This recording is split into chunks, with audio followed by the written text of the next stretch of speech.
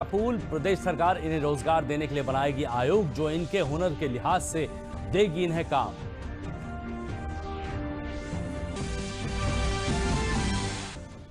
जालौन में कोरोना संक्रमित हुए आयुष चिकित्सक की रिपोर्ट 14 दिन बाद आई नेगेटिव। डॉक्टरों ने पुष्प वर्षा के साथ किया कोरोना योद्धा का स्वागत।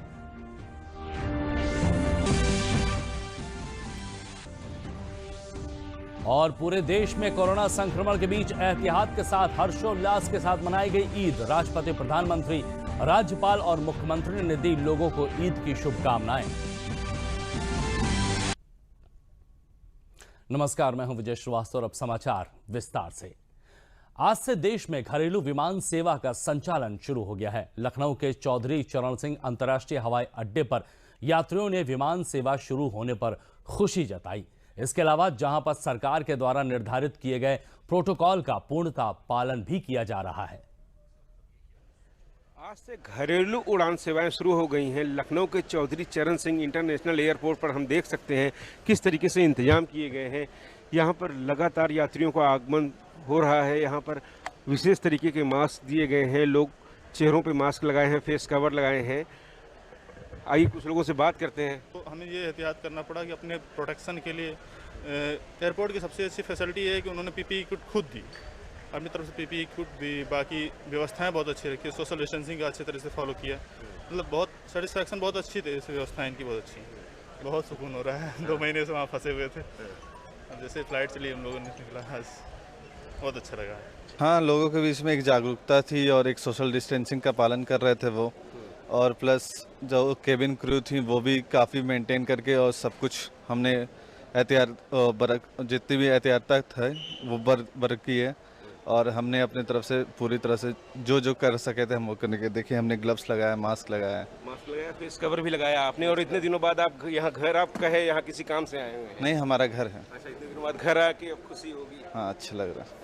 हमारे साथ हैं डीसीपी दिनेश सिंह जो बताएंगे एयरपोर्ट पर क्या कुछ एहतियात बरते गए हैं। सर, क्या कुछ यहाँ पर सावधानियां बरती जा रही हैं? विशद निर्देश जारी किए गए हैं, व्यापक निर्देश जारी किए गए हैं। उतरने वाले व्यक्तियों का प्रथम दृष्टिया जो भी एक थर्मल स्कैनिंग होती है वो देखा जाएगा, और उसके बाद सभी यात्री यहाँ उतरने के बाद लाउंज में बैठ करके रजिस्ट्रेशन का एक फॉर्म जो कोविड-19 के उत्तर प्रदेश सरकार के ऐप पर उपलब्ध है उसको भरेंगे और उसमें अपनी यात्रा का सारा विवरण उपलब्ध कराएंगे। यात्रा के विवरण के अनुरूप उन्हें लिखना पड़ेगा कि वो किस फ्लाइट से आए और कहाँ रुकेंगे, और यदि उन्हें लखनऊ में ही रुकना है तो वो 14 दिवस के होम क्वारंटाइन के प्रावधान का होम क्वारंटाइन होगा उनका।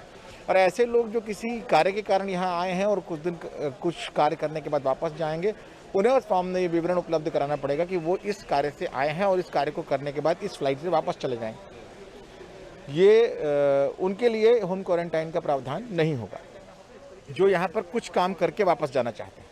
काफ़ी दिनों बाद, लॉकडाउन के बाद अब ये लखनऊ पहुंचे हैं और इनके चेहरे पर खुशी झलक रही है अपने घर वापसी की। और इस दौरान जो भी नियम कायदे, जो भी प्रोटोकॉल थे, उन सब का पालन किया जा रहा है लखनऊ एयरपोर्ट पर, और इन्हीं सावधानियों की ज़रूरत है हमें। रामजी वाजपेयी के साथ विकास सिंह, डीडी न्यूज़, लखनऊ। प्रदेश सरकार प्रवासी कामगारों को उनके कार्य के लिहाज से काम देने के लिए कामगार श्रमिक कल्याण आयोग का गठन करने जा रही है। 14 लाख से अधिक कामगारों की स्किल मैपिंग का काम पूरा हो गया है। शेष की भी स्किल मैपिंग कर डाटा पूल बनाने का काम किया जा रहा है। मुख्यमंत्री योगी आदित्यनाथ के निर्देश पर इन कामगारों को उत्तर प्रदेश में ही काम देकर प्रदेश के औद्योगिक ढांचे को मजबूत करना चाहते हैं। प्रदेश सरकार छोटे छोटे रोजगार देकर लोगों को अपने प्रदेश में फलने फूलने का अवसर देना चाहती है। फर्नीचर और टेक्निकल कार्यों से जुड़े 26,989 लोग चिन्हित किए गए हैं। आईटी इलेक्ट्रॉनिक्स में 4,660, ऑटोमोबाइल में 1,558, पैरामेडिकल 596, गारमेंट्स मेकर में 12,103, ब्यूटिशियन में 1,276 और हैंडीक्राफ्ट में 1,294 लोगों को चिन्हित किया गया है। अब तक लगभग 25 लाख प्रवासी श्रमिक उत्तर प्रदेश आ चुके हैं। इन लोगों को ट्रेनिंग और इंटर्नशिप कोर्स कराकर प्रशिक्षित किया जा रहा है। जालौन के लिए आज एक बड़ी राहत की खबर आई है, जिसमें कोरोना पॉजिटिव पाए गए एक आयुष चिकित्सक आज कोरोना से जंग जीतने के बाद मेडिकल कॉलेज से डिस्चार्ज हो गए हैं। मेडिकल स्टाफ ने उनके ऊपर पुष्प वर्षा करके माला पहनाकर उन्हें मेडिकल से घर के लिए विदा किया। मामला जालौन के उरई स्थित राजकीय मेडिकल कॉलेज का है, जहां पर उरई नगर निवासी एक चिकित्सक की जिले में स्थित क्वारंटीन सेंटरों में रहने वाले लोगों की जांच करने में ड्यूटी लगी थी। उसी दौरान वो किसी कोरोना पॉजिटिव व्यक्ति के संपर्क में आ गए और स्वयं भी कोरोना पॉजिटिव हो गए। उनकी रिपोर्ट पॉजिटिव आने के बाद उन्हें राजकीय मेडिकल कॉलेज उरई के कोरोना वार्ड में भर्ती कराया गया और एहतियात के तौर पर उनकी पत्नी को भी मेडिकल कॉलेज में ही क्वारंटीन किया गया, जबकि उनकी पत्नी की रिपोर्ट नेगेटिव आई थी। आज 14 दिन पूरे होने पर उनके कोरोना की रिपोर्ट नेगेटिव आई और पूर्ण रूप से कोरोना से वो मुक्त हो गए। डॉक्टर रणधीर सिंह निरंजन आज हमारे चिकित्सालय से सकुशल वापस अपने घर गए हैं। आप अपनी सरकारी ड्यूटी करते हुए कोरोना पॉजिटिव हुए थे और आज 14 दिन के बाद इनकी रिपोर्ट नेगेटिव आने के बाद अपने घर को, अपने निवास स्थान को प्रस्थान कर गए हैं। डॉक्टर रणधीर सिंह जनपद जालौन में प्राथमिक स्वास्थ्य केंद्र छिड़िया में तैनात थे। वहां पर प्रवासी मजदूरों के एवं अन्य नागरिकों के क्वारंटाइन सेंटर पर कार्य कर रहे थे। उसी दौरान कार्य करते करते अकस्मात इनका कोरोना से ये धनात्मक हो गए, पॉजिटिव हो गए और इसके बाद जब रिपोर्ट आई तो इसके बाद प्रशासन ने हमारे यहाँ चिकित्सालय में वार्ड नंबर 10 में भर्ती कराया।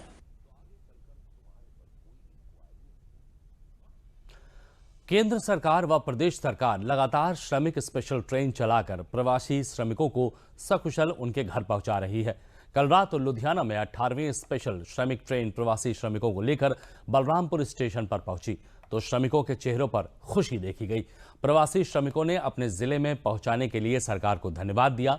श्रमिक स्पेशल ट्रेन से आए यात्रियों का रेलवे स्टेशन पर स्वास्थ्य परीक्षण कर उन्हें पानी व खाना देकर बसों द्वारा उनके गृह जनपद भेजा गया। जिला प्रशासन द्वारा प्रवासी श्रमिकों को सोशल डिस्टेंसिंग का पालन और होम क्वारंटाइन में रहने के लिए जागरूक भी किया गया। सर, मैं अपने पूरे परिवार के साथ लुधियाना से यहाँ यूपी आया हूँ और हमको रास्ते में खाना पानी मिला और यहाँ पर भी खाना पानी मिला। इसके लिए मोदी जी और योगी जी को बहुत बहुत धन्यवाद। मेरा नाम अतवारी लाल है, लुधियाना से आया हूँ और मेरे को किराया और आया कुछ नहीं लगा है, फ्री में आया हूँ। योगी जी को और मोदी जी को धन्यवाद। मेरा नाम मीना है, मैं पटोहा जाने वाली हूँ। मैं वहाँ लुधियाना से आई हूँ, टिकट नहीं पड़ा है, खाने पीने को मिला है, सब कुछ मिला है। यहाँ पे आई हूँ, यहाँ भी खाना पानी मिला है और मोदी का, उनका एक ही का पूरा सबका धन्यवाद करती हूँ। शुक्रिया, थैंक यू। मेरा नाम मुनीसा है, मैं लुधियाना से आया हूँ, फ्री में आया हूँ। पूरी रास्ता में सेवा होते हुए आया है, खाना पानी सारा चीज़ मिलते आया है। फिर बलरामपुर आया हूँ, यहीं पे खाना पानी हर चीज़ मिला है। मोदी जी योगी जी धन्यवाद। हमारा नाम सोनी है, लुधियाना से आई हूँ। गाड़ी में फ्री खाना पानी मिला है। योगी जी का, मोदी जी का धन्यवाद। लुधियाना से आया हूँ, ट्रेन से आया हूँ, कोई किराया भाड़ा नहीं, फ्री आए हैं। मोदी जी का और अपने मुख्यमंत्री जी का धन्यवाद करता हूँ। श्रमिक स्पेशल ट्रेन पर सवार होकर गुजरात से बिहार जा रही एक गर्भवती महिला को ट्रेन में प्रसव पीड़ा होने के बाद गोंडा रेलवे स्टेशन पर उतारा गया, जहां एम्बुलेंस से महिला को जिला महिला अस्पताल भर्ती कराया गया, जहां नॉर्मल डिलीवरी के बाद महिला ने एक बेटे को जन्म दिया। महिला के पति ने इसके लिए रेलवे, पुलिस और स्वास्थ्य कर्मियों को धन्यवाद दिया और कहा कि अगर समय से मदद नहीं मिली होती तो मेरी पत्नी और बच्चे की जान भी जा सकती थी। हम सरकार की व्यवस्था से बहुत खुश हैं। महिला के पति ने बताया कि हम पति पत्नी श्रमिक स्पेशल ट्रेन होकर गुजरात से बिहार जिला पूर्णिया अपने घर जा रहे थे। पुत्र प्राप्ति के बाद परिवार भी खुश है और मां बच्चे दोनों स्वस्थ हैं। हम गुजरात भरूच डिस्ट्रिक्ट से पूर्णिया डिस्ट्रिक्ट जा रहे थे बिहार में से, और जो है कि 2 बजे ट्रेन में जो है कि मेरा बेबी को पेट में दर्द होने लगा। उनके बाद जो है कि हम जो है कि रेलवे पुलिस में इंक्वायरी किया, मतलब कि वहाँ पर उनको बोले तो उसमें जो है कि ये गोंडा जिला रेलवे स्टेशन से हम लोग को उतारा। उनके बाद जो है कि हम लोग को यहाँ पे जो है कि हॉस्पिटल लाया गया। मेरा बेबी का डिलीवरी हुआ सर, नॉर्मल डिलीवरी हुआ और एक लड़का को जन्म दिया। ललितपुर में मध्य प्रदेश के बॉर्डर से आने वाले श्रमिकों को जिला और पुलिस प्रशासन के सहयोग से ट्रेनों के माध्यम से उनके घर भेजा जा रहा है। ईद के पर्व पर पुलिस अधीक्षक कैप्टन MM बेग की एक अनूठी और सार्थक पहल के तहत श्रमिकों के बच्चों को आर्मी और पुलिस की वर्दी भेंट की गई। ललितपुर से गोरखपुर जा रही श्रमिक स्पेशल ट्रेन में बच्चों ने वर्दी पहनकर सलामी दी। पुलिस अधीक्षक ने बताया कि इस बार हम ईद अलग तरह से मना रहे हैं। कोरोना महामारी के चलते हम लोगों को ईद में हाथ मिलाने और गले मिलने की परंपरा से दूर हैं। उन्होंने कहा कि हम लोग सोशल डिस्टेंसिंग के साथ ईद का पर्व मनाएंगे। उन्होंने कहा कि हमने श्रमिक ट्रेन में यात्रा करने जा रहे प्रवासी श्रमिकों के बच्चों को आर्मी और पुलिस की वर्दी भेंटकर देशभक्ति का जज्बा जगाने की कोशिश की है। ये बच्चे भी वर्दी पहनकर काफी खुश नजर आए हैं। इस कठिन अवसर पर बच्चों का साहस बढ़ाना और देश की रक्षा के लिए इन बच्चों को प्रेरित करने का ये एक सार्थक प्रयास है। इस शुभ अवसर पे, इस पाक अवसर पे हम अपनी दिली मुबारकबाद सभी लोगों को ईद की देते हैं। पुरखुलूस मुबारकबाद सभी को, ईद मुबारक। ये ईद बाकी ईदों से हटके है, क्योंकि इस वक्त हम सभी जैसा जानते हैं कि हम लोग कोरोना से एक लड़ाई लड़ रहे हैं और इस लड़ाई में हमें कहीं भी सामूहिक रूप में इकट्ठा नहीं होना है। और इस क्रम में 31 मई तक जो लॉकडाउन है उसमें कोई भी धार्मिक कार्यक्रम इकट्ठा सभी जगह नहीं होना है। तो कोई भी नमाज ईद की ईदगाह में नहीं होगी, किसी भी मस्जिद में नहीं होगी, बल्कि सभी लोग नमाज जो है अपने घरों में ही पढ़ेंगे और घरों में रह के ही ईद का त्यौहार मनाएंगे। मैं इसमें अपील करना चाहूँगा कि इसमें हाथ भी ना मिलाएं, इसमें जो एक परंपरागत रूप से गले मिला जाता है ईद का वो भी ना करें, क्योंकि इसमें सोशल डिस्टेंसिंग बहुत ज़रूरी है। अपने स्वास्थ्य के, अपने परिवार के, अपने समाज के और अपने देश के और पूरे विश्व के हित में हम ये सुनिश्चित करेंगे कि लॉकडाउन का पूरा पालन करेंगे और ईद का त्यौहार खुशी खुशी अपने घरों में ही मनाएंगे। और अब आइए बात करते हैं जनता के खुद के एहतियात की। कोविड-19 से बचाव के लिए दो सगे भाइयों ने घर से करीब 600 मीटर दूर खुले आसमान के नीचे खेत में बने मचान पर खुद को क्वारंटाइन किया है। दूसरे राज्य से ट्रक में सवार हो अयोध्या और वहां से रिश्तेदार की बाइक लेकर गांव पहुंचे दो सगे भाई पीएम मोदी की अपील पर खुद को परिवार व समाज से अलग थलग रखकर कोरोना संक्रमण से बचाव को लेकर प्रतिबद्ध हैं। मुख्यमंत्री के तमाम निर्देशों के बाद भी नीचे काम करने वाला प्रशासनिक अमला अभी भी कोरोना संक्रमण से आए प्रवासी मजदूरों के लिए गंभीर नहीं है। इसकी ये जीती जागती मिसाल है। हालांकि मोतीगरपुर के ग्राम प्रधान चंद्रमणि पांडे ने दोनों युवक के उठाए गए कदम को सराहनीय कदम बताया है। जैसा कि आज देश के प्रधानमंत्री जी का आदेश है और सबको इसका पालन करना चाहिए। हमने खुद अपने आप को अपने घर से करीब 600 मीटर दूर खेत में मचान पे, जैसे देख रहे हैं खेत में मचान बना हुआ, हम यहाँ पर रह रहे हैं। दोनों भाई हम साथ में रह रहे हैं यहाँ और लॉकडाउन का पालन कर रहे हैं। अपने आप को क्वारंटाइन किए हुए हैं और साथ में दूसरे दिन जाकर हमारे साथ में सामुदायिक केंद्र में हमने अपना और अपने भाई का स्क्रीनिंग भी करवाया, जिसमें हमारा सब कुछ सामान्य पाया गया और हम दोनों भाई यहीं पर रह रहे हैं। हम और हमारे बड़े भैया जो है दोनों जो है 12 तारीख को यहाँ आए रात में 8-9-10 बजे के आसपास, और तब से हम दोनों यहीं पे हैं। आज 12 दिन हो गए यहाँ आए हुए। और चलिए बात करते हैं एक और सराहनीय कदम की। वैश्विक महामारी कोरोना के खतरों के बीच पेट्रोल पंप संचालकों ने लोगों को सुरक्षित रखने के लिए प्रयागराज में नो मास्क नो फ्यूल की मुहिम की शुरुआत की है। प्रयागराज के अधिकांश फ्यूल स्टेशनों पर इसके लिए बाकायदा पोस्टर लगाकर न सिर्फ लोगों को जागरूक किया जा रहा है, फ्यूल स्टेशनों पर बगैर हेलमेट, मास्क और सीट बेल्ट लगाए 2 पहिया और 4 पहिया वाहनों को वापस भी किया जा रहा है। पेट्रोलियम डीलर्स एसोसिएशन ने प्रयागराज में स्थापित फ्यूल स्टेशनों पर तैनात कर्मचारियों की सुरक्षा के मद्देनजर फ्यूल उन्हीं वाहनों को फ्यूल देने का निर्देश दिया है जिस पर वाहन चालक मास्क लगाए हुए होगा। फ्यूल पंप के संचालकों का मानना है कि नो मास्क नो फ्यूल का सिद्धांत कड़ाई से लागू होने के बाद लोगों में जहां खुद को स्वस्थ रख पाएंगे, इससे फ्यूल स्टेशनों पर काम कर रहे कर्मचारियों को भी कोरोना के कहर से कुछ हद तक सुरक्षित किया जा सकेगा। वाहन मालिक कहते हैं कि अपनी सुरक्षा के लिए दूसरों द्वारा उठाए गए एहतियाती कदम का न सिर्फ स्वागत किया जाना चाहिए बल्कि उसे अपनाना भी चाहिए। बहुत अच्छी पहल की जा रही है पेट्रोल टंकी वालों की तरफ से कि बिना मास्क के और बिना हेलमेट के पेट्रोल ना दिया जाए। ये सुरक्षा की नज़र से भी ज़रूरी है और इस समय कोरोना के हालात में बिना मास्क के बाहर निकलना ही गलत है। मास्क के साथ निकलें और हेलमेट भी यूज़ करें पेट्रोल टंकी पे। बिना हेलमेट और मास्क के पेट्रोल ना दिया जाए, ज़्यादा सही है। ये एक बहुत अच्छी पहल है। ये एक अच्छी पहल है जो हमारी सुरक्षा के लिए भी है और इनकी भी सुरक्षा के लिए, हमारे घर परिवार दोनों सबकी सुरक्षा के लिए।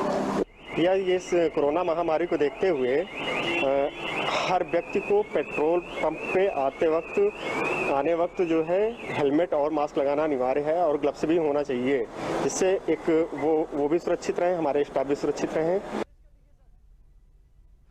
प्रधानमंत्री नरेंद्र मोदी के स्वदेशी अपनाने, लघु उद्योग को बढ़ावा देने और लॉकडाउन 4 में उद्योगों को शुरू करने के निर्देश दिए गए हैं। जनपद हापुड़ के तीर्थ नगरी गढ़मुक्तेश्वर के गोढ़ा उद्योग करने वाले लोगों के चेहरे पर मुस्कान छा गई है। जनपद में मोढ़ा बनाने का व्यापार भी तेजी से चलने लगा है। एक बार फिर गंगा के किनारे विकास की रफ्तार तेज हो गई है। मोढ़ा उद्योग के कारोबारियों ने प्रधानमंत्री की योजनाओं की सराहना करते हुए आभार प्रकट किया है। व्यापारियों और कारीगरों के सामने भी लॉकडाउन में खाने पीने का संकट पैदा हो रहा था। व्यापार खुलने से इन लोगों की समस्याओं का समाधान हो जाएगा।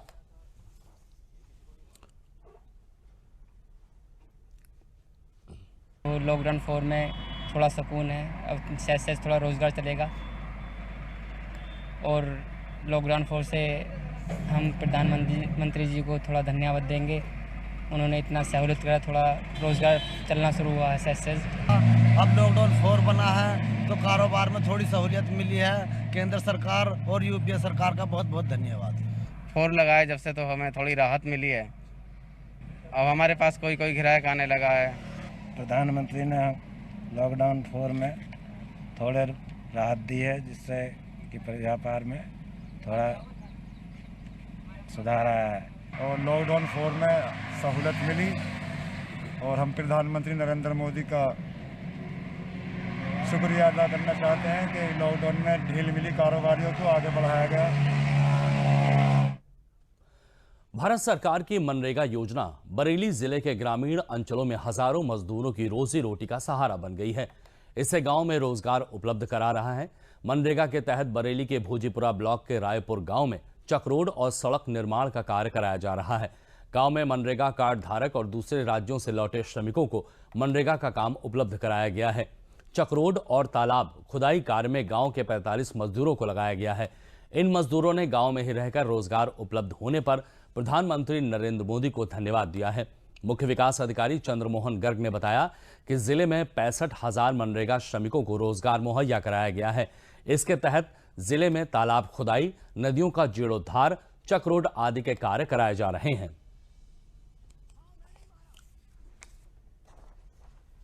प्रधानमंत्री का बहुत बहुत धन्यवाद, जो इस समय रोजगार का अवसर मिला हमें काम करने का। जो भी है नरेगा में बहुत सारे लोग बेरोजगार थे, कमाई उमाई की कहीं कोई साधन नहीं है, इसलिए मनरेगा में काम कर रहे हैं सारे लोग। ये प्रधानमंत्री जी की तरफ से आया है ये नरेगा का काम, इसमें हमारे प्रधान जी करा रहे हैं। सब लोग खाली थे, अब सबको काम मिल गया है, दाल रोटी का जरिया बन गया है। और बस प्रधान जी के लिए और प्रधानमंत्री जी मोदी जी के लिए बहुत बहुत धन्यवाद। आज की तारीख में हमारे यहाँ करीब 950 ग्राम पंचायतों में 65,000 श्रमिकों को काम उपलब्ध कराया गया है। इसमें 20,000 से ऊपर ऐसे श्रमिक हैं जो कि बाहर से आए हैं और करीब 1 लाख परिवारों को अभी तक हम लोग बरेली जनपद में मनरेगा से लाभान्वित कर चुके हैं। लॉकडाउन में जनपद अलीगढ़ में भी मजदूरों के लिए मनरेगा योजना संकट मोचन बनकर आई है। जिले की 887 ग्राम पंचायतों में से 688 गांव में 987 जगहों पर कार्य संचालित हो रहा है। इसके जरिए हजारों लोगों को काम मिल रहा है। पिछले 2 माह में 12,600 लोगों के नए कार्ड बनाए गए हैं।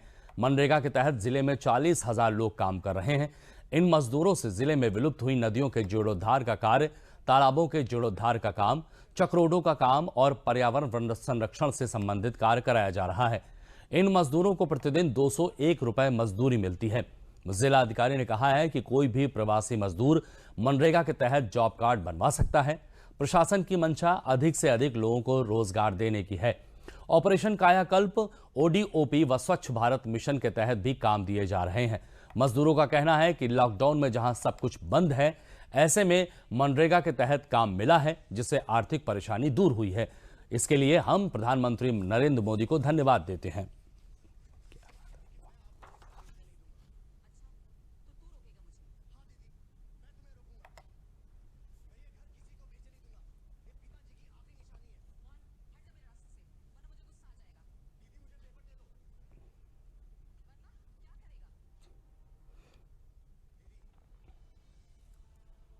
माननीय मोदी जी ने नरेगा का काम चालू करवाया है। हम घर में लोग सब बैठे हुए हैं अपने में, और जी अब काम पे आए, अभी हम आज आए काम पे, और जी हम अपने परिवार को पाल रहे हैं इन नरेगा काम से। माननीय प्रधानमंत्री जी ने लॉकडाउन के रहते हुए हम मनरेगा मजदूरों को कार्य दे करके उन्होंने बहुत सराहनीय कार्य किया है। हम सभी लोग जो है 1 मीटर की दूरी बना करके कार्य कर रहे हैं। समय समय पर सैनिटाइजर और डिटॉल का प्रयोग करते हैं, हाथ साफ करके स्वच्छता पूर्वक कार्य कर रहे हैं। और यहाँ पे ये नरेगा का काम चल रहा है।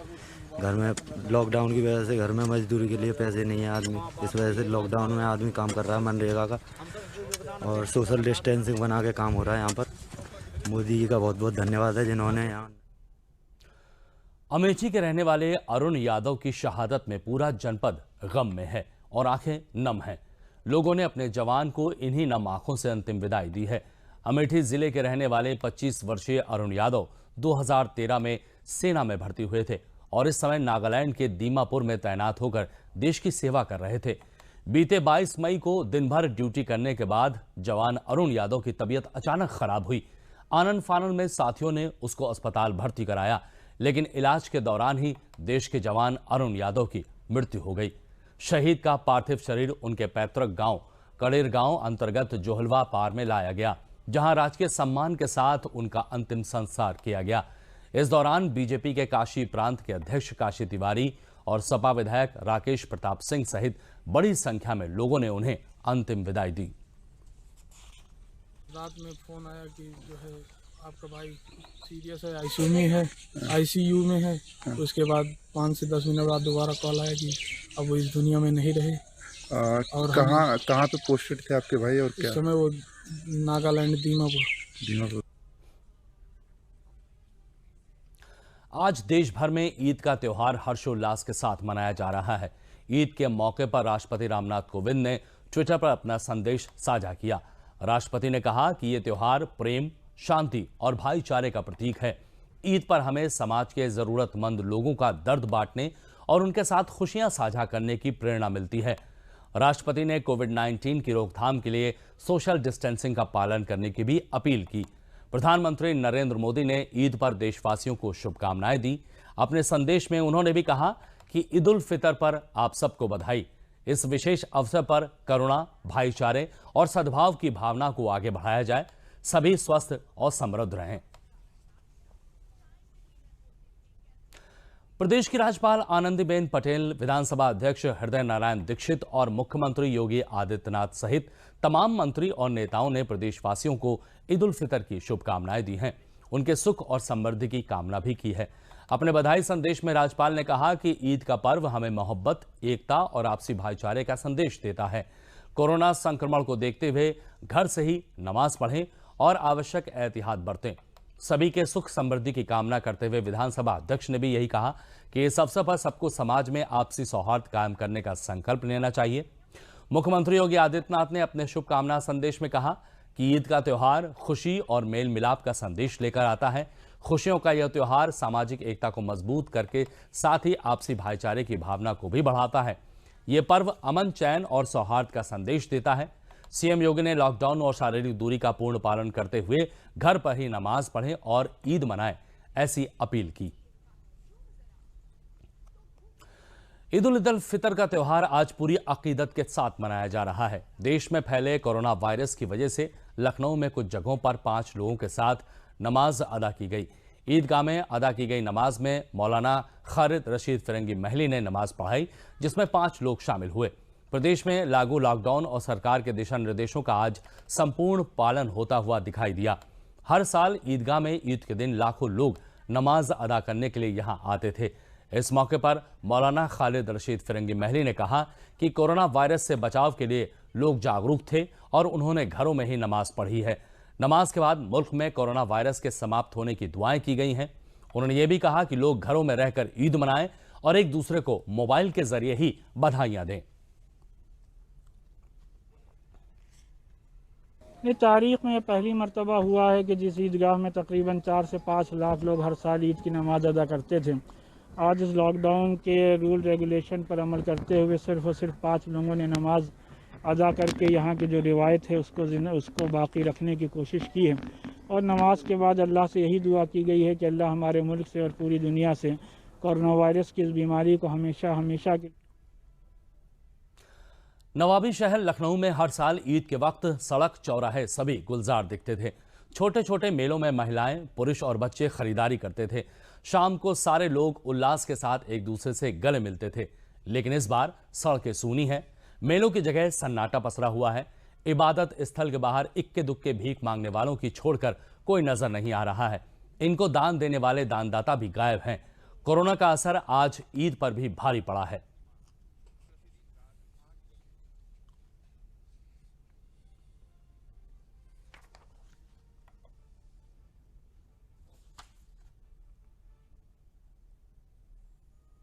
पूरे देश में और पूरे विश्व में कोरोना महामारी से सब पीड़ित हैं और ये इसलिए कि जो है कोरोना जो है इससे संक्रमित ना हो, इसलिए हम लोग ने इस बार ईद की नमाज़ अपने घरों में ही अदा की है और तमाम मुसलमान भाइयों ने ही अपने घर में नमाज अदा की है।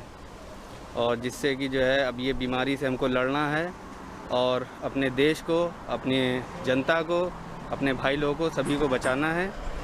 ईद जो जिस तरीके से बनाई जा रही है, घरों पे बनाई जा रही है कोरोना को सिर्फ हराने के लिए, और बाकी सब एकदम खुशी के तौर पे हो रहा है। लेकिन जो सिर्फ कोरोना की वजह से मेला वेला जो लगता है तो वो इस वक्त नहीं लग रहा है कोरोना की वजह से। हर साल ईद की नमाज़ ही मैं यहाँ पे पढ़ता था, मगर इस साल जो भी सरकार की गाइडलाइन थी उसके अनुसार हम लोग ने अपने अपने घरों में नमाज़ अदा की और बाकी लोगों को मैसेज के द्वारा और ऐसे शुभकामनाएँ दी, मुबारकबाद दी ईद की। और देश भर में आज ईद का त्यौहार मनाया जा रहा है, जिसकी शुरुआत रमज़ान के महीने से ही हो जाती है और रमज़ान खत्म होते ही जो ईद मनाई जाती है उसे ईद उल फितर कहा जाता है। ईद के दिन खास रौनक होती है। इस दिन मस्जिदों को सजाया जाता है, लोग नए कपड़े पहनते हैं और एक दूसरे से गले लगकर ईद की मुबारकबाद देते हैं।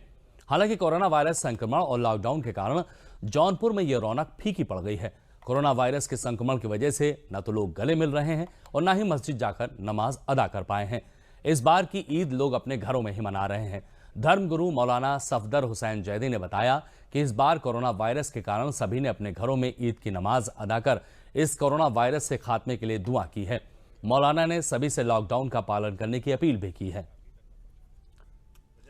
हम लोगों ने पूरे तौर पर हुकूमत के कानून का लिहाज रखते हुए अपने अपने घरों में इबादतें की। आज ईद का दिन है, तमाम मस्जिदों में इबादतें नहीं हुई, बल्कि सब ने अपने अपने घरों में नमाजें अदा की हैं और अल्लाह से दुआ की है कि पालने वाले इस वबा से हमारे मुल्क को बल्कि पूरी दुनिया को नजात अता फरमा।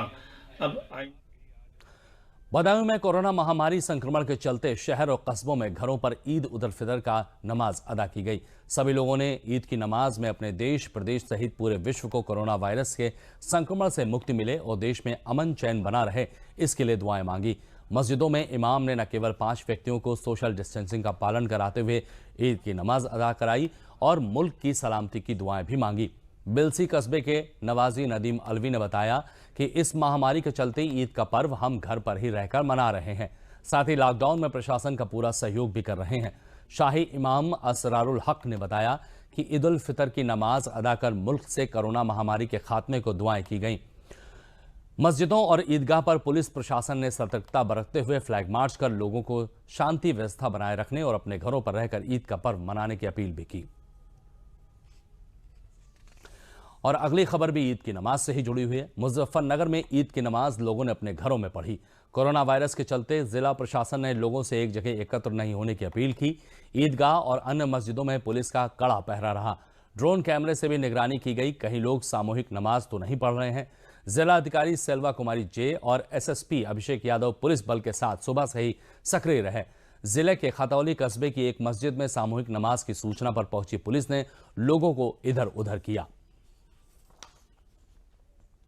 फिरोजाबाद में आज पहली बार ईद की नमाज घरों में सोशल डिस्टेंसिंग के साथ उसका पालन करते हुए पढ़ी गई। नमाज के बाद देश में अमन चैन व कोरोना वायरस के खात्मे के लिए दुआएं की गई। मुस्लिम भाइयों ने आपस में गले न मिलकर एक दूसरे से घर पे ही रह के मुबारकबाद दी और सोशल मीडिया का इस्तेमाल करते हुए फोन के माध्यम से मुबारकबाद का सिलसिला चलाया। कोविड-19 के चलते मुस्लिम धर्मगुरुओं ने ईद की नमाज घरों पर पढ़ने की अपील की थी, जिसका पालन करते हुए मुस्लिम भाइयों ने सुबह से ही अपने अपने घरों पर परिवार के साथ ईद की नमाज अदा की। केंद्र व प्रदेश सरकार द्वारा दिए गए निर्देशों का पालन भी किया। पुलिस प्रशासन के वरिष्ठ अधिकारियों ने जिले में ड्रोन कैमरे की निगरानी भी जारी रखी। और बुलेटिन के अंत में प्रमुख समाचार एक बार फिर।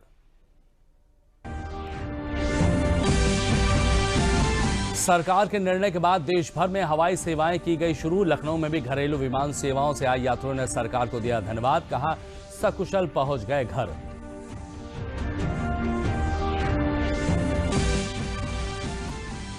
प्रवासी कामगारों का स्किल मैपिंग के माध्यम से बनाया जा रहा है डेटा पूल। प्रदेश सरकार इन्हें रोजगार देने के लिए बनाएगी आयोग, जो इनके हुनर के लिहाज से देगी इन्हें काम।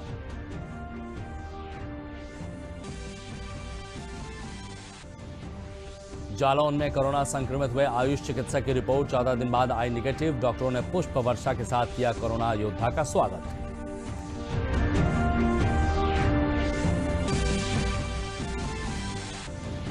और पूरे देश में कोरोना संक्रमण के बीच एहतियात के साथ हर्षोल्लास के साथ मनाई गई ईद। राष्ट्रपति, प्रधानमंत्री, राज्यपाल और मुख्यमंत्री ने दी लोगों को ईद की शुभकामनाएं। तो बुलेटिन में फिलहाल इतना ही। दीजिए इजाजत। नमस्कार।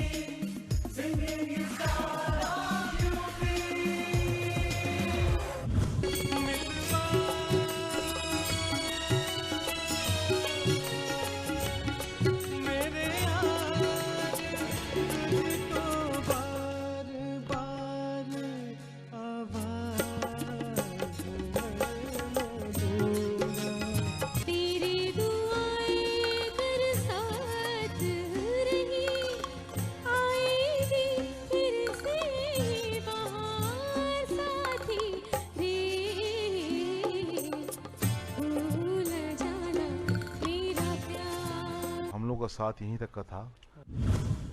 मेरा चैलेंज है 246 लोगों में कोई गा देगा, गाना गाना छोड़ दूंगा।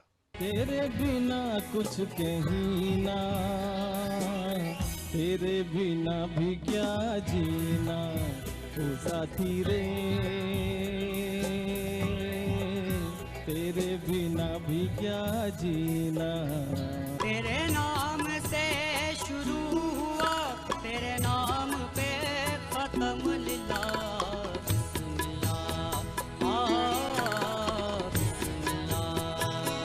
ताल छोड़ दिए थे बीच में कई जगह।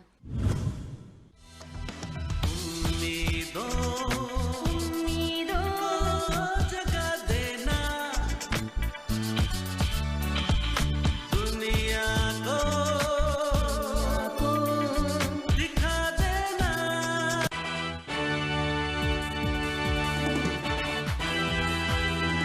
नमस्कार, अपने इस स्पेशल ऑडिशन के एपिसोड में मैं खुशी एक बार फिर से हाजिर हूं अपने उन धुरंधरों के साथ जो अपने मेगा ऑडिशन दौर के सेकंड रनर अप रहे हैं। तो आइए, इससे पहले कि हमारे महामंच के लिए ये महासंग्राम शुरू हो, मैं स्वागत करना चाहूंगी अपने इस शो के पहले जज श्री अनूप बनर्जी साहब का।